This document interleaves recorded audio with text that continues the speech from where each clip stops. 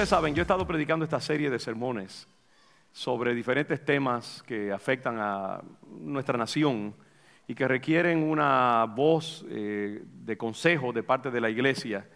Y hemos hablado en diferentes tópicos y hemos ido bastante a fondo. Y yo sé que es un tipo de enseñanza que normalmente no recibimos, pero que es bien útil para las congregaciones y para las personas que participan en la sociedad, conocer qué nos dice la palabra del Señor acerca de temas como justicia social, inmigración, la fluidez del género, como se dice hoy en día, lo que tiene que ver con homosexualidad, lesbianismo, todo este tipo de cosas. Hemos hablado acerca del lugar de Israel en el mundo y en la iglesia. Hemos hablado también acerca de reconciliación racial. Y el domingo pasado inicié unos sermones, o un sermón más bien, que pensaba que iba a ser la última vez que hablara sobre estos temas, pero que se extendió y hay una mitad del sermón que se me quedó fuera, sobre el mundo musulmán, sobre el Islam y cuál debe ser la postura de la iglesia. Porque muchas veces la iglesia habla con hostilidad acerca del mundo musulmán. Y yo creo que tenemos que verlo de una manera diferente y de una manera más compleja y más matizada para poder entender cuál es el propósito de Dios con respecto al Islam y al mundo musulmán. Y como ustedes pudieron ver el domingo pasado, en ese pasaje que discutimos acerca de Abraham, Isaac, Ismael, Agar, la madre de Ismael, que como sabemos es un progenitor del mundo árabe musulmán, y entendemos la complejidad de esto de árabe musulmán, lo tocamos brevemente, pero vemos allí lo que más nos impacta a mí, por ejemplo, es ver la complejidad con que Dios trata a Ismael, este progenitor del mundo musulmán, del Islam, que ellos reconocen, el mundo islámico reconoce a Ismael como su progenitor, así como reconocen a Abraham en una manera bien compleja, también como su padre espiritual y como un gran profeta de Dios. Uno de los grandes profetas de Dios es Abraham, según el pueblo musulmán también, y su progenitor, Ismael. Y veíamos como en la palabra de Dios misma, en esa imagen profética del ángel de Jehová, que dice que Ismael será un guerrero, que será una gran nación, que Dios lo va a bendecir, que Dios le va a proveer, que será, y dice que desde entonces Ismael se convirtió en un arquero. Y vemos también ese cuidado que Dios tenía de Ismael por el hecho de que era hijo de Abraham, amigo de Dios, y que la bendición de Dios también caía sobre Ismael. Y que a pesar de que Dios iba a hacer de Isaac, digamos, la cabeza espiritual de su descendencia espiritual sobre el pueblo de Israel, es decir, que la descendencia judicial, legítima, legal de Abraham iba a correr a través de Isaac, aunque Isaac no era el primogénito, Isaac era el segundo, porque Ismael nació 14 años antes de Isaac, pero Dios quería que el progenitor espiritual de la raza humana fuera a través del linaje biológico de Abraham, y por lo tanto constituye a Isaac. Dice, yo lidiaré, yo trataré, yo consideraré el linaje espiritual tuyo a través de la línea de Isaac, no de Ismael, pero yo sí tendré cuidado de Ismael. Y voy a hacer de él también una gran nación, lo voy a bendecir. Entonces vemos una de las cosas que se hace clara al uno analizar esto es el cuidado de Dios por Ismael también. Y como vemos, el mundo árabe musulmán ahora mismo compone 1,5 billones de almas.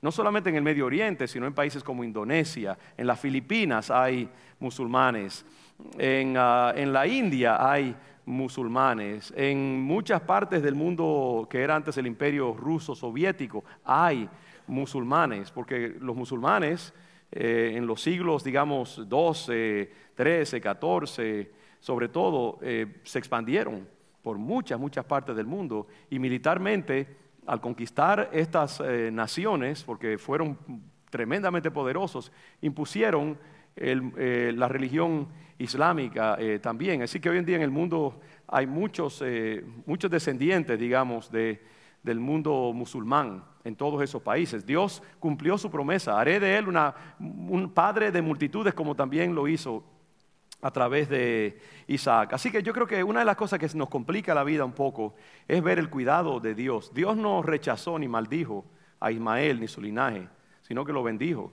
Y eso me indica a mí que así como Dios tuvo cuidado de Isaac y su linaje, que nosotros somos parte del linaje de Isaac, de paso por haber sido injertados en el árbol de Abraham y de Cristo, así como tuvo cuidado del linaje de Isaac, así también tiene cuidado. Y yo creo que Dios todavía no ha terminado, así como no ha terminado con el pueblo de Israel, tampoco ha terminado con el mundo islámico. Y vemos que Dios está haciendo cosas muy interesantes en el mundo islámico en este tiempo. Así que tenemos que orar por el mundo musulmán. Y yo quiero entrar un poquito más en materia, porque quería redondear, porque es importante que la Iglesia de Jesucristo, hoy en día, cuando oímos hablar del mundo musulmán en el ámbito cristiano, se habla a veces con hostilidad, condenación, en una manera que yo creo que es muy simplista. Y recuerden que mi deseo a través de estos sermones ha sido traer un poco más de matiz, un poco más de balance en la manera en que tratamos los diferentes temas que hemos tratado, sea la homosexualidad con sus diferentes vertientes hoy en día, mayores todavía que nunca, no condenar solamente, sino también amar, tener misericordia, aún mientras resistimos ciertos aspectos del movimiento militante homosexual. A la misma vez tenemos misericordia, amor, gracia hacia aquellos que están en lucha con respecto a la homosexualidad, así como lo tenemos para todas las otras personas que luchan con diferentes impulsos. Y yo creo que a través de todos estos sermones, yo he visto el llamado de Dios a mirar ambos lados de la cosa y encontrar la verdad de Dios en mundos que ahora no se encuentran el uno al otro, sino que están como polarizados en una forma absolutamente excluyentes el uno del otro. Y Dios nos llama a no apasionarnos con las divisiones del hombre y de la cultura, y ver las cosas con una perspectiva, yo diría, milenial, eterna, que es la perspectiva de Dios. No sé si he hablado demasiado allí o entienden lo que estoy diciendo. ¿Me hago entender? Amén. Pues bien, entonces, déjame decirle algo. Este verano, durante mi sabático, yo tomé la oportunidad para visitar el mundo árabe en una manera muy, digamos, consumible, digerible. Yo fui a Turquía y visité la ciudad de Estambul, que es una ciudad que siempre me había cautivado y que quería visitar. Y estuve en Estambul varios días y pude caminar las calles de esa maravillosa ciudad y visitar algunos de los museos y algunos de los lugares históricos y observar bastante la cultura islámica.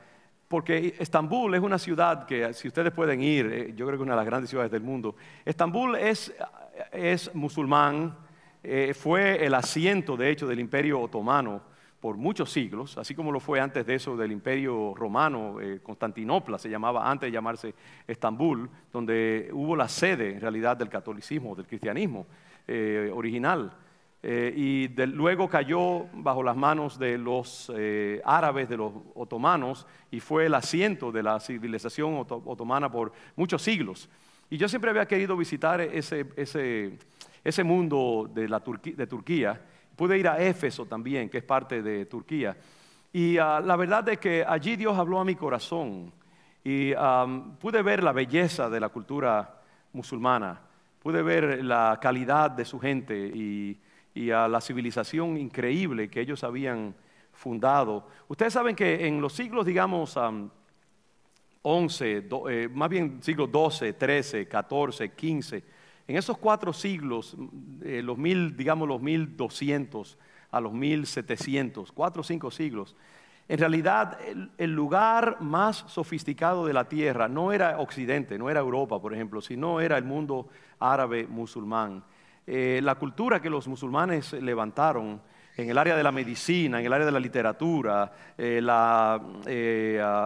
la antropología, no la antropología, la poesía, la caligrafía y el diseño, porque ellos no usan imágenes, pero la pintura árabe a través de la caligrafía llegó a unos niveles altísimos, y muchas diferentes áreas. La ciencia, la medicina. Si usted quería estudiar medicina, usted no iba a Inglaterra o a Francia, usted iba al mundo árabe a estudiar medicina, porque habían desarrollado una cultura extremadamente sofisticada. Los árabes preservaron muchos de los manuscritos de los griegos en Constantinopla, por ejemplo, y muchos otros lugares.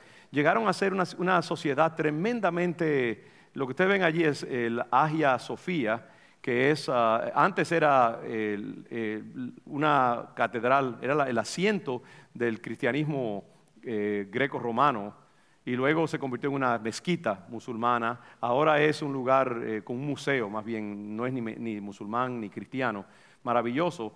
Pero los musulmanes llegaron a tal nivel de desarrollo que para ellos Europa era la barbarie, era lo retrógrado, lo retrasado, porque ellos estaban tan sofisticados. Luego, con el tiempo, Europa comenzó a desarrollar la ciencia. Militarmente desarrollaron nuevas armas, la pólvora, armas muy poderosas, explosivas, los rifles y todas estas cosas. Y le fueron ganando a los árabes que se quedaron atrás. Los árabes como que se rehusaron a ponerse al día con el mundo moderno. Y el mundo occidental comenzó a ganar terreno hasta que poco a poco fueron sacando a los árabes de muchos de los países que ellos habían conquistado en esos siglos de grandeza imperial. Lo fueron sacando, como en España, por ejemplo, estuvieron por siglos y siglos. Y finalmente se hicieron superiores a los árabes. Y ya para el siglo XVIII, por ejemplo, Europa había ganado mucho territorio y los árabes siempre se han quedado con una herida interna de qué fue lo que pasó, cómo es que ellos perdieron esa gloria que ellos tenían durante esos siglos y se dejaron ganar, por así decirlo, por el mundo occidental, por Europa. Y esa herida de verse ahora, por ejemplo, como es el mundo árabe y todo el Medio Oriente, que es un mundo mucho más atrasado que Europa. Y ellos, muchos musulmanes durante siglos le han achacado esa pérdida de gloria al hecho de que se olvidaron, según ellos, de los fundamentos de su religión coránica. Y como que se sienten que al abandonar algunos de los distintivos del mundo musulmán, del Corán y otras cosas, eso fue lo que causó que perdieran esa competencia con Europa. Y entonces mucho de lo que uno ve hoy en día, de estos grupos islámicos fundamentalistas, como los llaman, o absolutistas, viene del hecho de que ellos sienten que para volver a ganar esa gloria antigua que perdieron, lo que deben hacer es simplemente fortalecer más sus fundamentos del Corán y ser más fundamentalistas, más absolutos en guardar las escrituras musulmanas. Nosotros pensamos que es un error y muchos grandes eruditos que estudian la cultura musulmana saben que el problema estriba más bien en el hecho de los musulmanes, los árabes, no ponerse al día en un sentido con la metodología, la ciencia occidental. Y que no se debe tanto a esa parte, porque inclusive hay muchos árabes que no quieren ir en la dirección, digamos que ISIS los quiere llevar y otros grupos, Al-Qaeda y otros grupos fundamentalistas que quieren, porque no todos los árabes ni todos los musulmanes se identifican. Y eso es bien importante, una corrección. No todos los musulmanes se identifican con ISIS o con las atrocidades que están cometiendo estos grupos fundamentalistas. La mayoría de los musulmanes en realidad son gente que yo diría bastante pacífica, y después vamos a hablar un poquito más acerca de eso, pero hay cosas que tienen en su cultura que los hace como abiertos al resentimiento y a otras cosas. Y esa mentalidad de víctima que el mundo musulmán en general ha retenido, los hace muy abiertos a esa infestación extremista que representan ISIS y Al-Qaeda y otros grupos así fundamentalistas. Pero la mayoría de los árabes son gente bastante, como digo, ellos no están de acuerdo con matar gente así indiscriminadamente, matar niños y mujeres y personas inocentes, civiles. Eso va en contra inclusive de la ley coránica. Pero hay diferentes interpretaciones. Quiero decir que hay mucho dinamismo en cómo el mundo árabe interpreta. Pero no quiero perderme en la maleza de todas esas cosas. Lo que quiero decir es simplemente esto, que yo pude constatar al visitar ese país, y Dios tocó mi corazón en términos de abrirme más. Fue como que Dios me impresionó acerca de esta gente, que es tan fácil cuando uno los ve desde fuera, rechazarlos y verlos como lo que dice aquí, un asno montés, como se decía de Ismael, como dice el ángel de Jehová, un ser así como arisco y violento y salvaje. Es un pueblo muy complejo y muy interesante que yo les animo a conocer un poco más. Entonces, hay algo que también quisiera señalar esto, es que tanto Israel como los musulmanes, cada uno tiene su lado positivo y su lado negativo. Y tenemos que ver al mundo judío, israelita, en toda su complejidad. Porque amamos al pueblo de Israel. Yo digo siempre, yo daría mi vida por Israel, creo que la daría si llegara el momento de hacerlo, porque amo ese pueblo muchísimo. Pero también tiene su lado maligno y rebelde. Y Dios ama a Israel a pesar de Israel. Dios ama a Israel porque Él es fiel a las promesas que Él le dio a Abraham. Y porque su corazón es fiel, no porque Israel merezca. El derecho de Israel sobre su tierra no estriba en que estén de acuerdo con la voluntad de Dios. Israel es una nación ahora mismo rebelde, es una nación de hecho secular, no es una nación que gobierna conforme a las Escrituras. No es por eso. Yo hablo a veces con la gente cuando estoy hablando acerca de que yo creo que hay que amar a Israel, hay que respaldar a Israel, de que Israel tiene el derecho de su tierra ancestral. Y me dicen, no, porque Israel, mira cómo son los judíos, no son un pueblo que sigue a Dios. ¿Por qué Dios? Entonces, esto hay que reconocerlo, hay que entenderlo. Dios es fiel a Israel por sí mismo, por Dios, no por Israel. Y lo que Israel es hoy en día no es lo que Dios quiere que sea. Entonces hay que admitir eso desde el principio. Israel es una nación elegida por Dios. Es una nación dotada como ninguna otra. Israel ahora mismo es tecnológicamente, científicamente, militarmente, financieramente, es increíble. Ninguna nación del mundo proporcionalmente ha ganado tanto premio Nobel como Israel. Usted busca hoy en el día en el mundo artístico, en el mundo científico, en el mundo militar, no hay nación comparablemente, ni siquiera Estados Unidos proporcionalmente, que se compare a Israel. Israel ha hecho cosas maravillosas porque hay una dotación especial sobre ese pueblo, es la bendición de Dios. Es una nación bendecida en maneras extraordinarias. Son de hecho el pueblo elegido por Dios. Dios ama a Israel de una manera única. Y la grandeza incuestionable de Israel como una nación se debe a la bendición de Dios que descansa sobre ella. Pero también tenemos que decir, Israel es una nación espiritualmente rebelde. Es una nación ingrata para con Dios. Ha herido constantemente a través de todos los siglos el corazón del Padre. Ha rechazado el hecho de que son diferentes a cualquier otra nación. En el corazón hebreo hay un deseo de ser como las otras naciones. Por eso le pidieron a Dios, danos un rey, porque queremos ser como las demás naciones que tienen un rey. No queremos que nos dirijan jueces escogidos por ti, etc. Y Dios les dio, ¿qué les dijo? Está bien, yo le voy a dar a Saúl. Le voy a dar reyes que muchas veces lo van a guiar en direcciones contrarias a la justicia, etc. Pero Israel tiene un hambre de siempre ser como las otras naciones. Si examináramos, por ejemplo, Alemania en el siglo XX, cuando Hitler surge, los judíos en Alemania, en otras partes de Europa, se habían secularizado totalmente. Querían ser europeos, querían ser ciudadanos de Europa. Ellos pensaban que normalizándose y perdiéndose dentro de las culturas donde se encontraban, la gente los iba a dejar tranquilos. Y sucedió todo lo contrario. Surgió Hitler y los persiguió por todas partes, porque los judíos siempre han querido como ese niño dotado, súper inteligente, que quiere ser como los demás niños. No quiere que lo vean como ese geniecito que es. Los judíos siempre han querido ser como las demás naciones, perderse en la maleza de las naciones, pero no, son un pueblo con un destino, son un pueblo con un sello divino, diferente, y no se pueden escapar de su llamado. Cuando Dios te ha llamado, tú no puedes escaparte de ese llamado. Vas a ser como Jonás, te trata de escapar de Dios y terminas en el vientre de una ballena.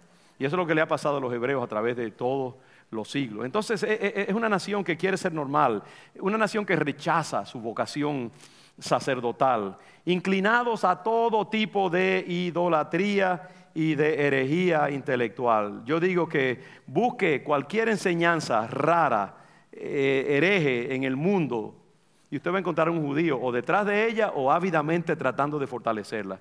Yo no sé, el judío tiene algo Y yo hablo como judío espiritual, por eso me atrevo a hablar de esa manera. No soy antisemita, al contrario, como digo, adoro a Israel en el sentido afectivamente. Pero la verdad es que el pueblo judío tiene una sed de herejía increíble. Yo creo que parte del problema es que como han rechazado a Dios y tienen un gene espiritual de adorar, entonces terminan adorando otros dioses, porque algo tienen que adorar, porque tienen un apetito de adoración dentro de ellos. Y terminan adorando ídolos que ellos mismos se construyen a sí mismos. Son espirituales, pero espirituales en una manera rebelde y por lo tanto autodestructiva. Pero tienen ese llamado sacerdotal y se inclinan a todo tipo de idolatría, especialmente la idolatría del intelecto. Los judíos aman el intelecto y para ellos no hay nada más cautivador y satisfactorio que tener un hijo que resalta intelectualmente. Hay un aprecio muy grande al intelecto en el pueblo judío. Y Dios ha castigado severamente a los judíos a través de los siglos por su idolatría. Sin embargo, nunca aprenden, siempre vuelven a lo mismo, que es que son un pueblo rebelde. Pero a pesar de esto, Dios nunca ha abandonado por completo al pueblo judío, sino que dice, Él los devolverá a su tierra y les devolverá sus posesiones. Eso usted lo encuentra en todas partes de las profecías del Antiguo Testamento. Los cristianos que han estudiado las profecías del Antiguo Testamento concerniente a Israel, creen que el regreso de los judíos a Israel en el siglo XX, comenzando con el año 48 cuando se hicieron nación, pero en el siglo XIX el sionismo comenzó a surgir y esos judíos comenzaron a regresar a su tierra y eso fue lo que revolcó el panorama del Medio Oriente en ese tiempo, el regreso de estos judíos que habían estado fuera durante casi 2000 años, no totalmente fuera, porque siempre hubo una presencia judía, de hecho, a la antigua Palestina, pero sí comenzaron a regresar en gran medida. Y entonces nosotros siempre hemos creído, los que estudian las profecías, están convencidos de que ese regreso de Israel, de Rusia, de Etiopía, de África, de todos los países donde fueron esparcidos, de la India, en la India ha habido judíos a través de los siglos. Y al volver, nosotros creemos que es en respuesta a esas profecías que estaban allí como insertadas en el texto del Antiguo Testamento. Y que lo que estamos viendo desde, digamos, comienzo del siglo XX es el cumplimiento de todas esas profecías que se encuentran en los diferentes libros proféticos. Hasta el día de hoy, Israel es una nación religiosa, mejor dicho, no es una nación religiosa, que está estructurada de acuerdo con los principios, que esté estructurada con los principios bíblicos. Es una nación muy secular, e incluso muchos judíos religiosos ortodoxos que residen en Israel se niegan a reconocerla como una nación piadosa que está conforme a los caminos del Señor. Entonces estoy dando los dos lados, ¿no? El lado dotado, llamado, bendecido, escogido del pueblo hebreo, pero también su corazón rebelde y reacio a entrar en el llamado de Dios. Ahora el mundo musulmán, que es del cual en realidad me interesa más hablar, el mundo musulmán árabe, por otro lado, también son un pueblo maravilloso, como dije, son gente de honor, son gente hospitalaria, simpática, amistosa. Durante muchos siglos, como señalé antes, especialmente durante la gloria del Imperio Otomano, establecieron una de las civilizaciones más brillantes que jamás haya existido. Los musulmanes emigran a Occidente, como todos los inmigrantes en búsqueda de mejor vida, pero generalmente el musulmán, sobre todo, los musulmanes permanecen muy separados de las sociedades a donde emigran y en su mayor parte se niegan a integrarse en las naciones y culturas occidentales a las que emigran.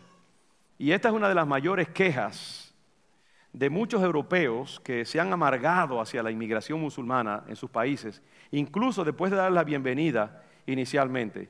Ahora mismo en Europa, en países como Alemania, Austria, Hungría, Polonia, Italia, España, aún en los países de Dinamarca, de Finlandia, de Suecia, que son países ultraliberales y que tienen una disposición muy de darle la bienvenida a los inmigrantes, ahora está habiendo una reacción feroz en muchos sectores, como aquí en Estados Unidos también, que en parte tienen que ver hacia los musulmanes, específicamente de la inmigración masiva de Siria y de diferentes países del Medio Oriente al occidente, porque precisamente ven estas masas que han inmigrado del Medio Oriente como masas hostiles que representan una presencia amenazante, que rehúsan integrarse a la vida de los países donde van, que se mantienen allí, se benefician del calor que les proveen estas culturas occidentales, pero que nunca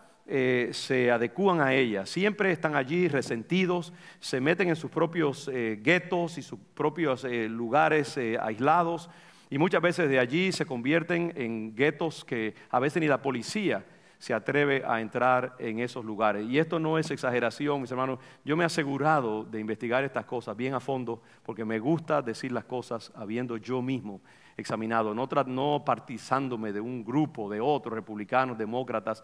La verdad es que lo que ha causado que muchas de estas naciones, por ejemplo Alemania hace todo lo posible por sus inmigrantes integrarlos.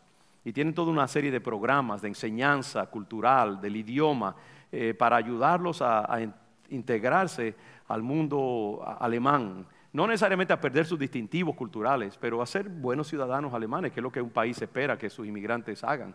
Pero los musulmanes siempre se han rehusado a integrarse a las culturas a donde van. Ellos se mantienen solos, se benefician, chupan la bendición que les provee esas sociedades altamente desarrolladas, pero también la desprecian por su liberalismo, por muchas otras cosas, y muchas veces desde adentro auspician ataques terroristas y otras cosas, y esconden a los terroristas, como vimos por ejemplo en uno de los ataques que hubo en Francia, y varios de ellos, estos terroristas árabes o musulmanes entran a esos guetos árabes, se refugian allí, desde allí hacen sus cosas y nadie quiere cooperar en última instancia para denunciarlos ni nada.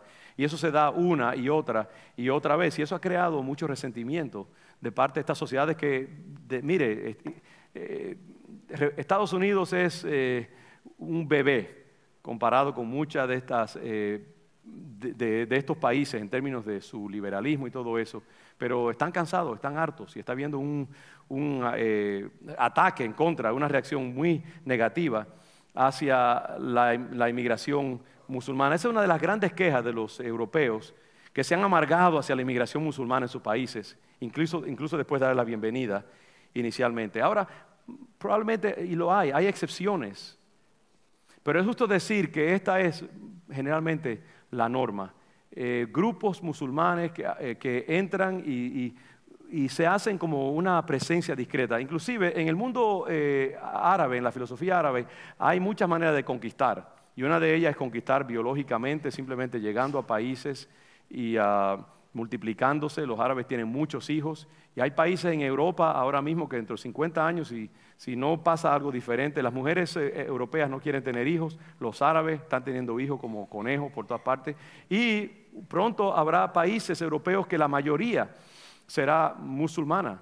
Y entonces, y eso es una de las cosas que está causando mucho temor en esos países, porque tener una población hostil dentro de ti, que es mayoritaria, es algo que causa mucha inquietud. Y yo les animo a ustedes a leer de estas cosas. Yo simplemente lo quiero exponer esa inquietud en sus corazones, porque es algo bien complejo. Y como les digo, yo me he tomado el tiempo de hacer mi homework y de leer eruditos que son inclusive árabes y musulmanes.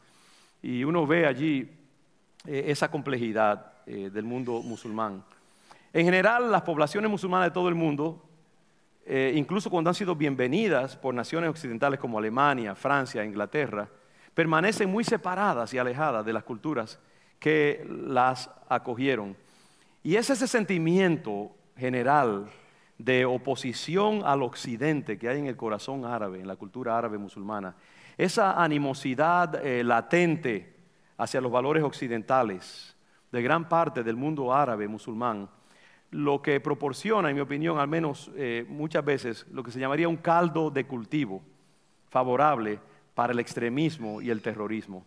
El resentimiento latente a fuego bajo del mundo árabe musulmán generalmente, aún de los que no están de acuerdo con el terrorismo, pero que sí tienen una especie de animosidad hacia el mundo occidental, para mí sirve como la base, donde entonces viene el virus fundamentalista y encuentra allí un territorio muy fértil para la violencia que caracteriza a estos grupos fundamentalistas. Si en tu familia, por ejemplo, tú eres un joven árabe, musulmán, que estás estudiando en la universidad, digamos en Londres, en Inglaterra, y eres de segunda generación o tercera generación, y tu familia en sus cenas y en sus comidas y celebraciones hablan mal de Occidente, y hablan de cómo han oprimido al mundo árabe, que de hecho ha sido así, desgraciadamente, cómo han explotado y este es el alimento de cada día. Ese joven crece, aunque esa familia no está haciendo nada terrorista, ni jamás serían violentos en contra de la sociedad en la cual se encuentran, pero ese joven que no escucha nada bueno, positivo, afirmativo del mundo occidental, cuando es abordado por un reclutador extremista, terrorista, ¿qué va a pasar? En su corazón no hay afecto hacia Occidente. En su corazón hay más bien una dieta de crítica y de animosidad, de hostilidad contra Occidente. Y por eso que muchos jóvenes de segunda, tercera generación en países como Inglaterra, Francia, terminan siendo cooptados y reclutados por reclutadores extremistas y terminan siendo terroristas muchas veces. Y eso es un mundo largo de explicar, no tengo tiempo porque estoy avanzando a las millas aquí por el tiempo que me queda. Pero yo creo que esa hostilidad, esa cultura de resentimiento, el achacarle al mundo occidental su retraso y su pérdida, esa gloria antigua de la cual gozaban, muchos eruditos que estudian la cultura árabe musulmán piensan que ese sentido de victimización, ese sentido de hostilidad y resentimiento latente que cultiva en general el mundo árabe contra Occidente, aún viviendo dentro de Occidente, es lo que hace bien abierto ese ámbito al florecimiento del extremismo y del terrorismo. Y yo creo que a veces los cristianos no entendemos la complejidad y no podemos explicar en formas adecuadas qué es lo que nos incomoda acerca del Islam y terminamos haciendo aseveraciones simplistas que muchas veces otra gente que está, parcializado en términos de liberalismo y desde que oyen hablar a un cristiano acerca del Islam en maneras burdas y generalistas, fácilmente reaccionan. Mientras que yo creo que hay formas más sofisticadas, más profundas, más complejas de uno sí ver el mal que hay en el mundo árabe musulmán y por qué este mundo es tan dado a la violencia como lo es de hecho. Me encantaría tener tiempo para discutir un poco acerca de una gran pregunta. ¿Es el Corán violento o no? ¿Se presta el Corán, que es la Biblia de los musulmanes, produce a ISIS y a Al-Qaeda? Bien complejo eso. Uno podría decir que no necesariamente, porque yo no creo que en el Corán hay una cosa o la otra. A nosotros los cristianos nos atacan también. Mire todas las cosas que decimos acerca de en la Biblia, el genocidio y otras cosas. Dios mandó a los hebreos a destruir a todas las tribus cuando entraran al mundo de Canaán. Y se hace muy fácil. Si usted no sabe lo que está diciendo, fácilmente puede perder un argumento en una conversación. Hay que entender bien profundamente estas cosas. Y yo creo que sí, podemos criticar el mundo árabe, que es un mundo, como digo, digno de admiración en muchas áreas, pero también criticar esa cultura de resentimiento, de falta de gratitud hacia este mundo occidental que los recibe, millones de ellos, pero que se mantienen siempre ariscos y hostiles hacia el mundo occidental. Ocasionalmente, de hecho, las comunidades musulmanas, digamos aún aquí en Estados Unidos, ocasionalmente los líderes de esas comunidades musulmanas rechazan públicamente los ataques terroristas cuando se dan. Pero es curioso que generalmente lo hacen después de los ataques terroristas y después que se les pone presión muchas veces para que, hey, ustedes están con nosotros o están en contra, son hostiles o no. Y entonces los líderes musulmanes muchas veces pues hacen sus declaraciones de que no, nosotros rechazamos el terrorismo, rechazamos los ataques terroristas. Yo personalmente me gustaría que estos líderes musulmanes hubieran hecho esas expresiones de una forma y las hicieran más claramente, más entusiastamente, más insistentemente. Que esas declaraciones de favor, de amor a esta nación y a las naciones occidentales que los reciben, de agradecimiento, de valorización, de todo el respaldo que reciben, que eso fuera una voz general, proactiva en el mundo árabe musulmán, en estos países, pero no lo es. Generalmente, como digo, las declaraciones en contra del terrorismo se hacen después que estos actos han sucedido, pero no son parte de una expresión general, proactiva, de afecto hacia naciones como Estados Unidos que los reciben. Como por ejemplo en otros grupos. No es que yo me parcialice, digamos, con los hispanos, los latinos que vienen a Estados Unidos, pero la verdad es que el latino, y de nuevo estoy siendo bien, creo, objetivo aquí, el latino ama a esta nación. ¿Cuántos de ustedes aman a Estados Unidos, hermanos? ¿Amén? Yo creo que nosotros no tenemos ninguna dificultad en decir amamos esta nación, amamos la democracia, amamos el poder estar acá, estamos agradecidos, apoyamos a Estados Unidos, no son perfectos, pero el pueblo latino es un pueblo más fácil porque somos cristianos, somos respetuosos de las autoridades, amamos y somos agradecidos de las oportunidades que nos da este país. Y usted no va a oír a la comunidad hispana hablando mal, así como un grupo genérico de los Estados Unidos. Sí, hay grupos que han sido contaminados con la levadura intelectual de izquierda, y que a veces son proactivamente críticos, pero yo creo que el pueblo, lo que ustedes representan, son generalmente amorosos y agradecidos de esta nación. Mientras que el mundo árabe musulmán acá, en su mayoría, definitivamente permanece arisco hacia el mundo que les ha dado hospedaje. Y yo creo que hay derecho de decirles, hey, ¿están con nosotros o están contra nosotros? Si están acá, esperamos que sean buenos ciudadanos, que amen esta nación, que amen su cultura, que la valoren, no que permanezcan como una presencia arisca y hostil. Y de nuevo estoy como una ametralladora aquí, el tiempo, pero comenzamos tarde, así que denme unos minutos, ¿ok? Hey, o queremos crecer o no en estas cosas, ¿ok? Entonces, hemos visto el domingo pasado cómo hay una familiaridad genética y espiritual entre el mundo musulmán y árabe. Aunque hoy en día han ido así, separándose cada vez más, pero en el origen está Ismael y está Isaac, que son hijos de Abraham. Y los árabes reconocen a Abraham como su patriarca. Aunque, claro, lo que pasa es que a ellos no les gusta reconocer también eso que dice allí. Imagínate que los árabes vieran esta escritura y que reconocieran que Dios le dijo a Abraham, es a través de Isaac, el padre de los judíos, que yo te voy a hacer descendencia espiritual. Para ellos reconocer eso sería como decir, ok, definitivamente Israel es espiritualmente el verdadero. Entonces, como no pueden hacer eso, ellos tienen una extraña relación con Abraham. Saben que es su padre, saben que es uno de los grandes profetas, pero también como que lo miran un poquito de manera diferente y no dan todo el crédito también, como pasa con muchas otras cosas. Si usted estudia, por ejemplo, la historia de Mahoma, cómo Mahoma llegó a desarrollar su religión. Mahoma vivió en el siglo VII, 672 por ahí después de Cristo, 600, casi 700 años después de que nació el cristianismo. Y Mahoma creció en una provincia muy aislada del mundo del Medio Oriente. Y Mahoma, según dicen los árabes, bueno, fue una palabra profética que él recibió como Joseph Smith con los mormones. Pero Mahoma, yo puedo decir esto como cristiano, creó toda una teología, toda una religión, que cuando usted la mira y la examina, en realidad fue como una reempacar y reinventar el judaísmo y el cristianismo. El Islam es una mezcla extraña de cristianismo y de judaísmo. Y los musulmanes muy convenientemente dicen que Mahoma no sabía leer cuando recibió las visiones.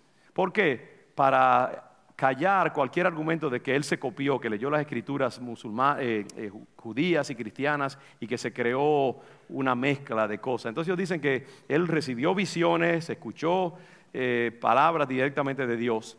Pero cuando usted mira, es evidente que lo que hay allí es como una reencarnación rara y muy conveniente de conceptos judíos y conceptos cristianos que son difíciles de negar, que vienen de las escrituras judías. ¿Saben ustedes, por ejemplo, el mundo musulmán, Islam, tiene un tipo de diezmo como nosotros. Los musulmanes tienen que dar cierto porcentaje de su dinero para buenas obras y para el mantenimiento de la mezquita donde asisten. Los musulmanes enfatizan el ayuno como lo enfatizan los judíos y los cristianos. Ellos tienen de hecho un mes dedicado a ayunar, Ramadán, donde ellos no comen desde que sale el sol hasta que se pone el sol todo el día. Y violar esa ley es invitar inclusive que te encarcelen o te den unos cuantos azotes. Y ellos ayunan de una manera insistente. Los musulmanes tienen también sus leyes dietéticas, lo que se llama halal, que es muy parecido a kosher en el mundo hebreo. Ellos comen ciertas comidas que tienen que ser preparadas conforme a sus requisitos. No comen cerdo como los judíos, también los judíos religiosos. Los musulmanes creen que Jerusalén es una ciudad santa. De hecho, que tienen encima, donde históricamente se sabe que estuvo el templo original de los judíos, tienen ahí una mezquita. Cuando ellos gobernaban a Jerusalén, se aseguraron de meter el tercer lugar más sagrado de todo el mundo musulmán, lo metieron ahí mismo encima donde estaba el templo, para hacer imposible que los judíos volvieran a reconstruir su templo. La Biblia dice que ese templo va a ser reconstruido. ¿Cómo? No lo sabemos. Pero los musulmanes han tenido esta obsesión con el mundo hebreo. Inventaron una mitología de que Mahoma desde allí ascendió al cielo, etc. Y ahí metieron una mezquita que es inconmovible prácticamente desde el punto de vista humano. Los musulmanes reconocen a Abraham como su progenitor. Tienen cantidad de cosas. Jesús, ¿saben ustedes que Jesús es quizás el segundo profeta después de Mahoma para el mundo musulmán? Y ellos aman a María también. ¿Saben ustedes que los musulmanes creen que Jesús viene por segunda vez y que Él va a instalar el reino de Mahoma? Ellos están esperando la venida de Jesús como nosotros también lo esperamos. Y Jesús solamente Mahoma es superior a Jesús como profeta.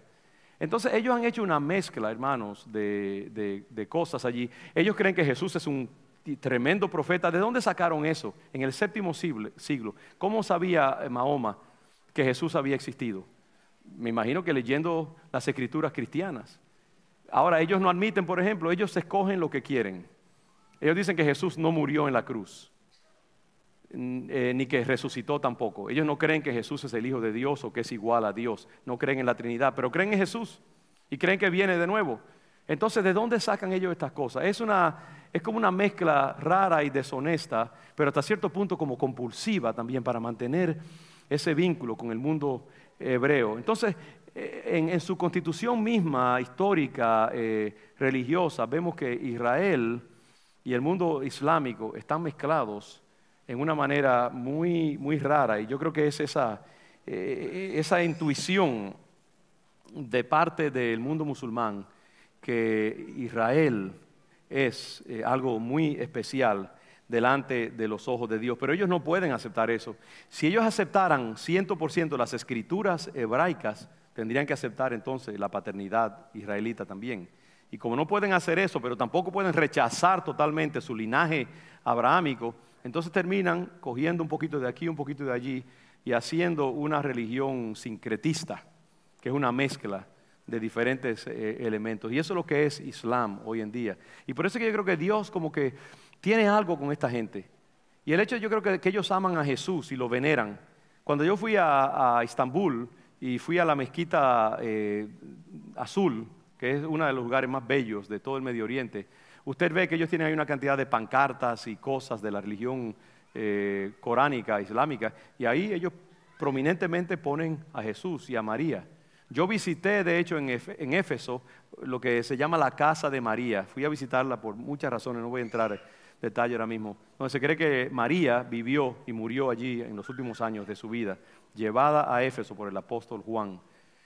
Hay muchas cosas raras en ese mundo. Y yo creo que ahí Dios como que ha puesto un germen de redención futura para el mundo musulmán. Por eso tenemos que orar, que el Señor use esas raíces que están allí metidas, porque es un pueblo confundido, es un pueblo rebelde, es un pueblo que ama y odia a la misma vez, y que está en rebeldía como los hebreos, con su destino, con su llamado, con su origen espiritual y con las intenciones que Dios tiene para ellos. Y yo creo que quizás este es el tiempo, hermanos, en que ese mundo árabe, musulmán, Dios active en una manera muy poderosa su mover, y tenemos que orar por ellos. No los detestemos, no hablemos solamente hostilmente de ellos. Dios tiene un propósito con ese pueblo, y esto se me hace más real que nunca. Representan 1,5 billones de almas, imagínense. Como le dijo Dios a Jonás, si tú te preocupas por una mata que te da un poquito de sol, ¿cómo no voy yo a preocupar por esta ciudad de Nínive, donde hay cientos de miles de personas que no saben distinguir su mano derecha de su mano izquierda? Y Dios se compadeció de Nínive y los perdonó cuando se arrepintieron. Tenemos que orar por ese 1,5 billones de almas también, por esas naciones bellas, poderosas, pero totalmente confundidas. Y yo diría algo más, que son naciones sí bellas, hermosas, hospitalarias, simpáticas, pero también hay que resistirlas porque están confundidas y pueden hacer mucho daño. ¿Cómo lo hacen? Y esas naciones, porque son naciones guerreras y muy militantes, no respetan a la gente excepto si también tienen fuerza. El guerrero no respeta a menos que no sea otro guerrero. Y eso es así.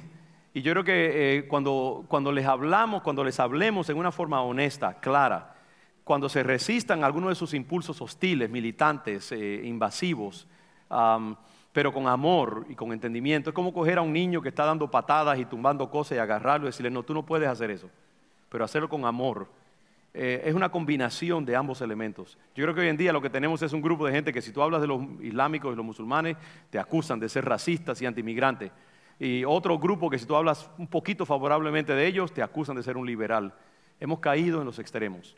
Y la iglesia de Jesucristo tiene que ver las cosas en una forma más equitativa, ¿no? Más balanceada, más conforme al corazón de Dios. Hay elementos negativos en ambas naciones y hay también elementos extremadamente positivos, y Dios tiene propósitos con ellos. Ahora, habiendo visto toda esa complejidad, yo sigo insistiendo, y quisiera tener más tiempo, pero no puedo, para decirles, Dios todavía tiene planes con Israel. Lo que Dios le declaró a Abraham hace 3,000 y pico de años, Dios todavía está comprometido con ello. La iglesia cristiana no reemplaza a Israel. Yo no creo en eso que se llama replacement theology, teología del reemplazo, de que como que ya tenemos la iglesia gentil y ya Israel fue echado a un lado por su pecado. Pablo en Romanos 11, léalo, sobre todo, es muy insistente que Dios no ha desechado a su pueblo. Dios está tratando con el pueblo gentil en toda la tierra y tiene a los judíos como ahí en paréntesis por un tiempo, pero Él sigue hablándole a su pueblo. Y un día dice que todo Israel será salvo. No me pregunte cómo, como nación, como individuos que se van a convertir a Cristo, yo no sé, la Biblia no está tan clara sobre eso. Pero sí es claro que Dios sigue prefiriendo y amando y teniendo propósitos con Israel, y que nuestra preferencia, nuestra opción preferencial, para usar un término teológico, debe ser hacia Israel.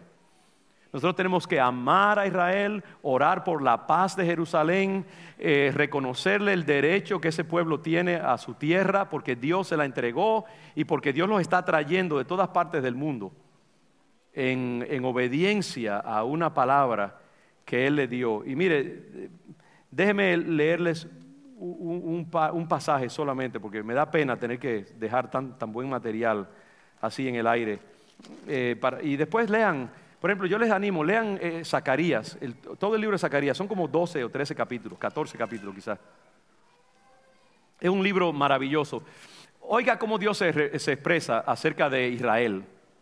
Yo creo que esto es importante para muchos de ustedes entender que Dios todavía tiene propósito con Israel. Capítulo 8 de Zacarías, y esto es escrito, digamos, miles de años antes que nosotros, 2,500, 3,000 años antes de nosotros tener estos documentos. Miren el versículo 4, por ejemplo. Dice, así ha dicho Jehová, Zacarías 8:4, así ha dicho Jehová de los ejércitos, aún han de morar ancianos y ancianas en las calles de Jerusalén. Ese aún quiere decir que todavía viene el tiempo que en las calles de Jerusalén, cada cual con bordón en su mano por la multitud de los días. Es decir, va a haber ancianos, en Jerusalén.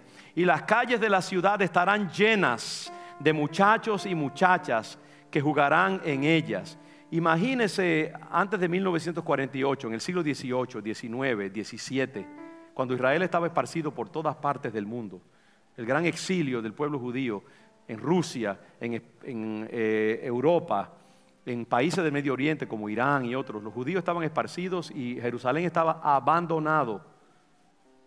Y Dios está diciendo acá, mirando hacia el futuro, porque Zacarías es un libro apocalíptico acerca de los últimos tiempos, que yo creo que son lo que estamos viviendo ahora, aunque no sabemos con exactitud cuándo Cristo viene. Pero habrá ancianos en las calles de Jerusalén, y las calles de la ciudad estarán llenas de muchachos y muchachas. Así dice Jehová de los ejércitos: si esto parecerá maravilloso a los ojos del remanente, lo que quedaba de este pueblo, si esto parecerá maravilloso, el hecho de que Jerusalén vuelva otra vez a ser poblado y lleno de jóvenes, en aquellos días, ¿será maravilloso delante de mis ojos? Es una pregunta retórica. Claro que no. Para Dios no hay nada maravilloso, sorprendente ni asombroso. Él sabía lo que Él iba a estar haciendo.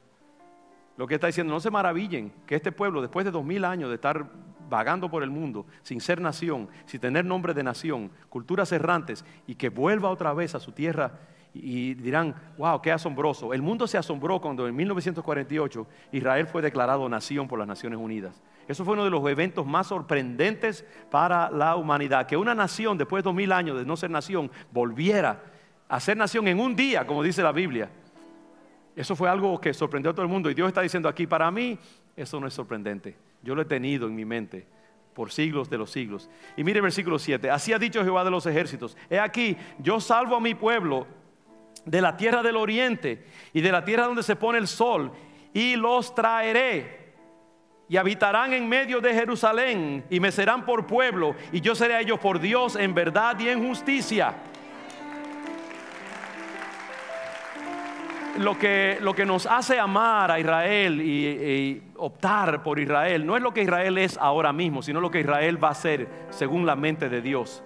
Israel es un proyecto en proceso. Israel no es ahora lo que Dios tiene en su mente que va a ser finalmente. Así como Dios sabía que iban a estar viniendo, lo que nosotros estamos viendo ahora es el proyecto de Dios en curso. Israel regresando de todas las partes, constituyéndose en nación, fortaleciéndose contra naciones y ejércitos que están hostiles alrededor de ellos, y poco a poco los va a llevar también a una entrega total de su corazón al Mesías que ellos han rechazado. Y entonces nosotros tenemos que ver a Israel como ese proyecto que está en proceso, no como la nación rebelde que ahora mismo es. Y entonces Dios dice: los traeré y habitarán en medio de Jerusalén, me serán por pueblo, yo seré a ellos por Dios en verdad y en justicia. Así ha dicho Jehová de los ejércitos: esfuércense vuestras manos, los que oís en estos días estas palabras de la boca de los profetas, desde el día que se echó el cimiento a la casa de Jehová de los ejércitos para edificar el templo. Zacarías es un libro profético que se repite, tiene un cumplimiento en el tiempo en que fue escrito, pero este cumplimiento ahora en los tiempos finales. Mire versículo 13, por ejemplo: y sucederá que como fuisteis maldición entre las naciones, todas estas naciones que fue esparcido, oh casa de Judá y casa de Israel, así os salvaré y seréis bendición. No temáis, mas esfuércese vuestras manos. Porque así ha dicho Jehová de los ejércitos: como pensé haceros mal cuando vuestros padres me provocaron a ira, como los judíos han sido provocados a ira y por eso han sido exiliados, dice Jehová de los ejércitos, y no me arrepentí, así al contrario he pensado hacer bien a Jerusalén y a la casa de Judá en estos días. No temáis. Y mire la visión de Dios al final de todas estas cosas. Versículo 22. Vayan al versículo 20. Así ha dicho Jehová de los ejércitos: aún vendrán, aún vendrán pueblos y habitantes de muchas ciudades, y vendrán los habitantes de una ciudad a otra, y dirán: vamos a implorar el favor de Dios y a buscar a Jehová de los ejércitos. A Jerusalén yo también iré, y vendrán muchos pueblos y fuertes naciones a buscar a Jehová de los ejércitos en Jerusalén y a implorar el favor de Jehová. En aquellos días acontecerá que 10 hombres de las naciones de toda lengua tomarán del manto a un judío diciendo: iremos con vosotros, porque hemos oído que Dios está con vosotros. Esa es la visión de Dios, ese es el proyecto de Dios al final.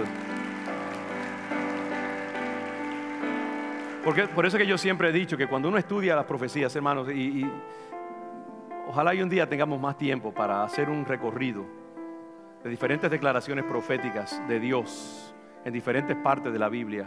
Muchos cristianos pecan de frialdad y de falsa ecuanimidad, o yo no sé cómo se llame, objetividad hacia Israel, porque yo creo que no han sido saturados en el espíritu de las profecías del Antiguo Testamento y las declaraciones paulinas a favor de Israel también.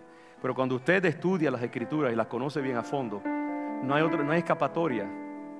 Uno ve a un Dios que, aunque ha castigado a ese pueblo rebelde, siempre ha dicho: pero yo los voy a traer de los lugares donde los exilié, y voy a hacer de Jerusalén su lugar central. Jerusalén es la ciudad escogida de Dios. Yo no creo que ni los judíos tienen derecho a dividir a Jerusalén entre palestinos y judíos. Jerusalén es Jerusalén. Dios no dice allí Jerusalén occidental o Jerusalén oriental, es Jerusalén. Y Dios tiene un llamado para esa nación. Así que nosotros dejémonos llevar por lo que dice la palabra del Señor. Amén. Y amemos a Islam, amemos a Islam, amemos y oremos. Así como oramos por Israel, oremos también por el pueblo musulmán, porque Dios tiene propósitos para ellos. Amén. Así que, Padre, en el nombre de Jesús, toma tú esto que hemos hecho apresuradamente y desgránalo en el corazón, en la sensibilidad, en el intelecto de tu pueblo, y ayúdenos a ser un pueblo verdaderamente inteligente y sabio y discernidor de tu voluntad. Y permítenos siempre estar del lado de tu verdad, Señor, no del lado de los partidos políticos, no del lado de liberales o conservadores, sino de lo que tu palabra declara, Señor. Queremos fluir conforme al corazón del Padre, al dueño del mundo, el dueño del universo, el dueño de la historia, el dueño de las naciones, que repartes las cosas como tú quieres. Bendecimos a Islam, bendecimos los países, tanto árabes como los otros países musulmanes del resto de la tierra, donde quiera que se encuentren. Y Padre, esta nación musulmana la declaramos también bendecida por ti. Reconocemos el pacto que tú hiciste con Agar y con Ismael. Y Padre, pedimos que tú actives tu buena voluntad a favor de ese pueblo, que lo ilumines, Señor, que lo traigas a un conocimiento más profundo de su Mesías, y que quites el odio y quites el resentimiento y ese sentido de victimización que el diablo usa para inflamarlos en contra de Jerusalén y de Israel, Padre, y que cambies ese corazón resentido en un corazón perdonador y amante y amable y humilde. Señor, toma esta arrogancia musulmana y conviértela en un reconocimiento humilde de la voluntad de su Padre, y que ellos puedan también reconciliarse con su hermano Israel. Bendecimos esas naciones. Te pedimos que tengas misericordia del corazón judío también, Padre. Perdónalos, perdónalos, perdónalos, y tráelos a un conocimiento genuino de su Mesías, Padre. Como tu palabra promete, que un día mirarán al que traspasaron y se arrepentirán de su rechazo de Jesús como su Mesías. Trae conversión también a esa nación, Padre, y permite que tu iglesia reciba la palabra que necesitan esas regiones del mundo, una palabra clara, bíblica, conforme al corazón de Dios. Te adoramos y despide a tu pueblo, Señor, en paz, y hazlo crecer como prometiste que harías crecer también a Ismael y a Isaac, para gloria de tu nombre y para beneficio de esta ciudad. En el nombre de Jesús, el pueblo de Dios dice: les bendigo, mis hermanos, la gracia del Señor sea con ustedes. Amén.